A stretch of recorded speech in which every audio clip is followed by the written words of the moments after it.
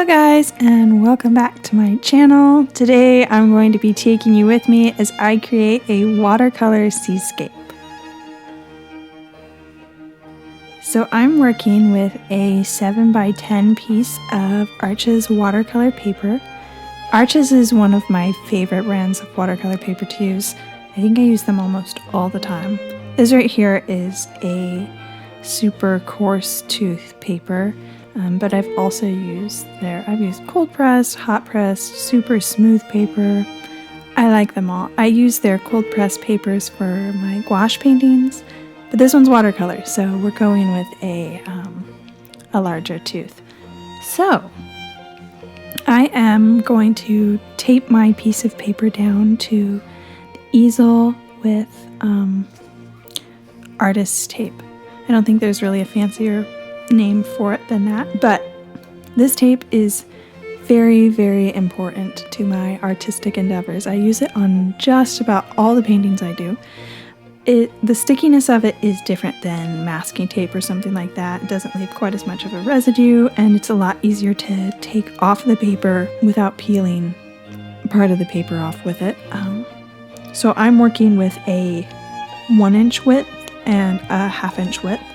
I got these because I use them on my smaller seascape postcard paintings that I do. I'll do 3 sides with a 1/2 inch and then the bottom with a 1 inch so I can write the title of the painting at the bottom.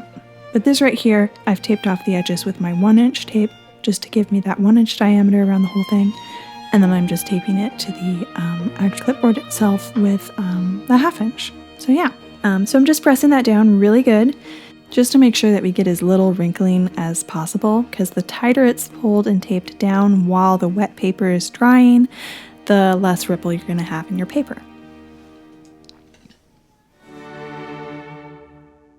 So I'm starting off with a pencil sketch here. I'm using Faber-Castell pencils right here.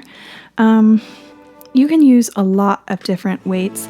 My favorite to go with is an F because that weight isn't going to leave quite as much on the paper. If we were to go with the upper Bs, like a 6, 7, or 8B, you're going to leave a lot on that paper, and when you do watercolor over it, it's going to smudge a little bit and it's going to show through. So I like to go on the lower end down there in the H or F category. I'm just going to sketch in right here based off of my reference picture. And as I said in my last video, I have my laptop propped up right to the side, which you can't see in the video, but I have my reference picture pulled up on that. And so I'm just looking at that and holding up my pencil for scale to make sure that I get everything properly proportioned. I do keep a kneadable eraser on the side.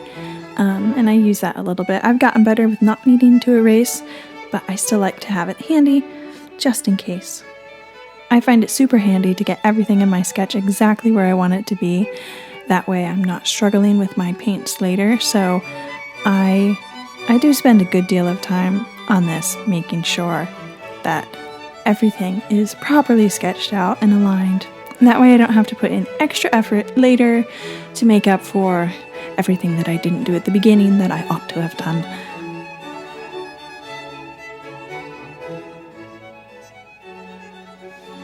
Alright, so the brushes that I'm using right here are the Bristlette collection by Grumbacher.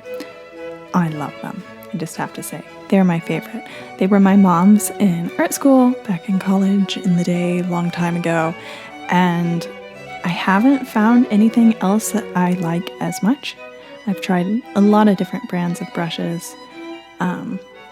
These ones have more structure, I think, than most people use for watercolor brushes. But I like very structural watercolor paintings, so that's what we go with. I will see if I can find them online for you guys and link them down below, as always, in the description so you can find them yourself. So this right here is the size 16 that I'm using to just wet the whole bottom half of my page. The painting is divided into sky in the top half, roughly, and the bottom half being the ocean and sand. So I'm only wetting the bottom half because I'm going to be working on the water right now, and later I will be working on the sky, but I don't want everything to bleed together, so I'm just getting the part wet that I actually want to be colored right now. When I'm painting, I usually keep 2 jars of water next to me for rinsing my brushes with. One of them I use for rinsing after I've used warm color tones, and one of them I use after I've done cool color tones, and I think that really helps me keep a lot of a crisper look and not have to switch out my water quite as often. I would love to tell you what brand of paints I'm using, but unfortunately that would be very, very hard. I think I have about 10 brands of paint in this palette right here, and then I have a smaller palette down below that I don't even know what brand it is. That's the one that I use most often. It's my travel kit. And so it's just a bunch of nameless brands. They work very well for me. I know a good majority of them are Winsor & Newton, and I'm really happy with that. So as I replenish, that's what I will be probably buying. But they've served me well regardless of knowing what brand they are. So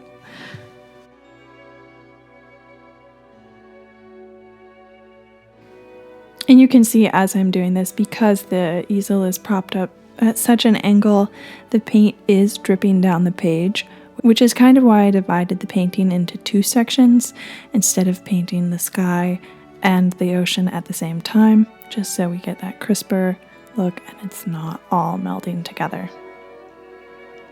I would recommend, though, putting your painting at a lower angle. I don't like doing it flat on the table because that tends to give you an odd perspective of your painting, and when you prop it up when you're done, you go, oh, it's not exactly what I thought it was going to be. So a happy medium between not quite down, not quite up.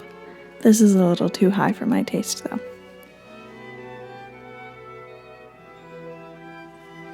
And the little paintbrush that I have right now is a size 6 of the Bristlette.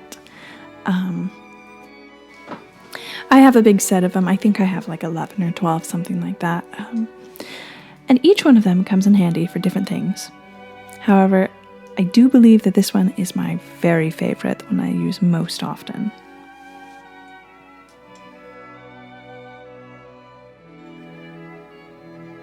So as you can see, I'm putting in my color with my number 6, and then I'm going back with my largest one to spread it out. And honestly, I don't really have a method to the madness other than if it feels right, I do it. But to be able to get a smoother look on the sky, it works better to spread it out.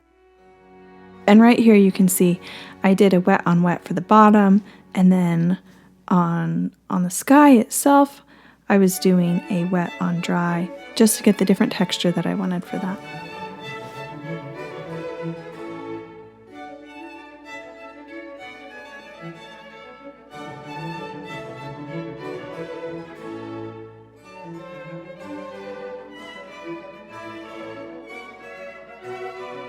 So as I work on the painting, the first layer is going to be incredibly watered down, and then after that, I'm going to start using a thicker concentration of paint just to layer detail on detail on detail. The thinner the paint, the lighter it's going to apply, the lighter the color is going to be. So we're going to get our light colors through using a lot of water, and then we're going to get our darker shadow colors, like what I'm doing right here, by using a much more concentrated paint. So overall, the whole wave is made from about 2 or 3 original paint colors that I'm using, but I'm diluting it to a different extent to be able to layer it and create the illusion that I want. Most of what I did with my sand painting after applying the first base color was with a fan brush to get a little bit of a texture for it that was different than a smooth ocean or a fluffy sky. It's not really visible here, but upon closer inspection, believe me, it is there.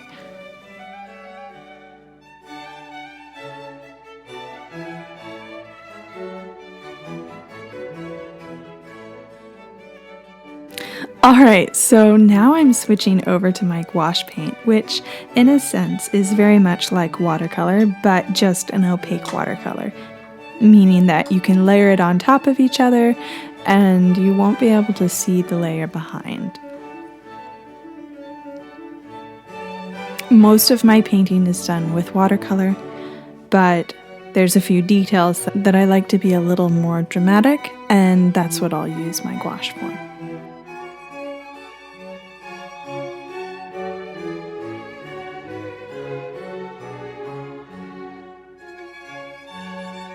First off, we're smoothing off the clouds with gouache. And I'm just going to do that real quick.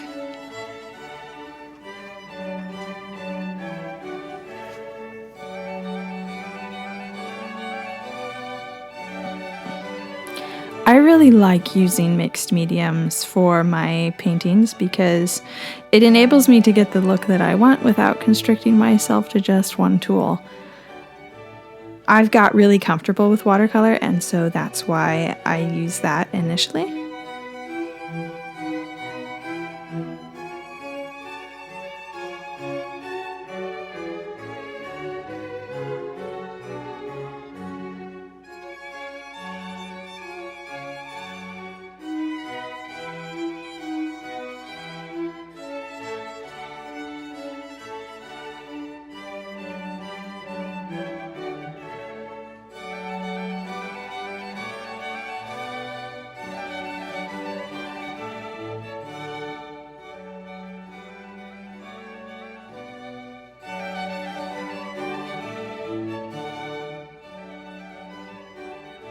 I've gotten really comfortable with watercolor, and so that's why I use that initially, and I absolutely love the translucent glow that it gives. So particularly for something like a wave right here with the sunrise coming through the crest, I want that to look like it's absolutely glowing. So the least amount of paint that I can have there, I don't want it layered and muddy, I just want a really fresh aquamarine green iridescent glow. But I want the shadows to be really dark and stark in contrast to that, so I'm going to go over that with gouache.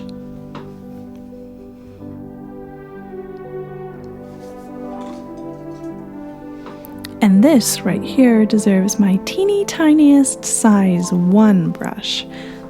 Honestly, it doesn't feel that small. Somehow I feel like they should have, like I need a half size and a quarter size and an eighth size.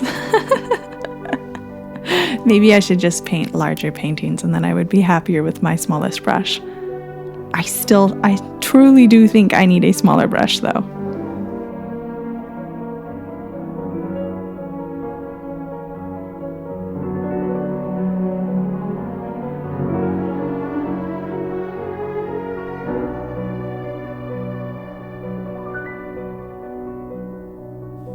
Now with gouache, unlike watercolor, I find that my gouache dries darker than when I put it on. So it's a little bit trickier getting exactly the color I want, and you kind of have to get a feel for it with just painting a lot and understanding that the color that you have wet is not the color you're going to have dry, and so you just have to accommodate for that and it'll all work out in the end.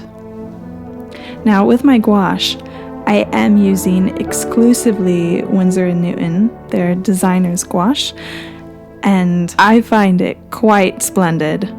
I love it so much. I don't know if I'll ever try another brand. I did a lot of research on gouache initially, and so I knew what I wanted to try, and I got it, and I loved it, and I'm not sure that I'll ever change. I am constantly expanding which colors I have. I'm not sure I'll ever stop doing that because while you can mix your own colors, having the colors on hand, especially for the extremely vivid colors or things like the vibrant pinks or oranges and greens, it's really hard to replicate those through mixing. And so to just have a tube of your favorite, chartreuse or whatever it is that you use a lot, it's been really, really convenient for me to have that on hand. Now, when I'm working with more earthy tones, I do mix to create exactly the tone that I'm wanting. So I left part of the wave white here, but it's not quite as stark as I want it to. So I'm going over this again with gouache as well, just to give it that really lusciously foamy look.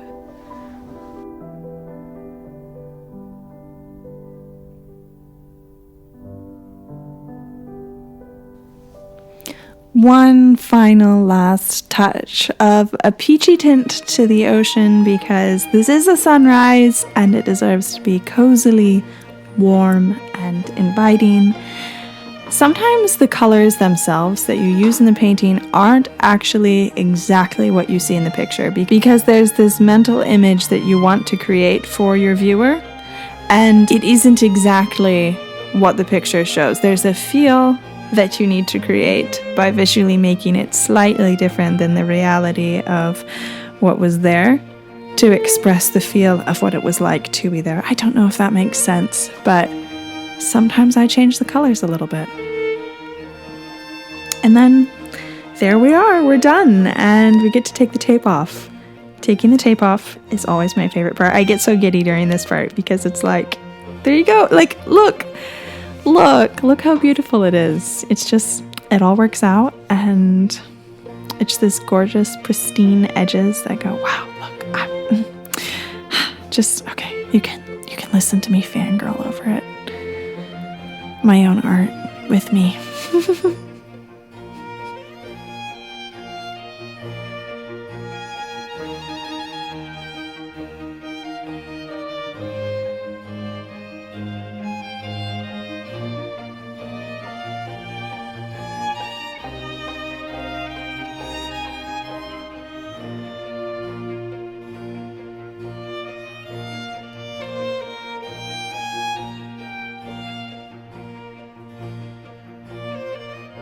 I hope that you guys had a delightfully fun time painting with me today. I was glad to bring you all along, and I hope to get to do it again soon, because this is actually an awful lot of fun to bring you into my studio or out to my studio, depending on whether I'm painting outside or inside. Anyways, I'll see you again later, and thank you for joining me.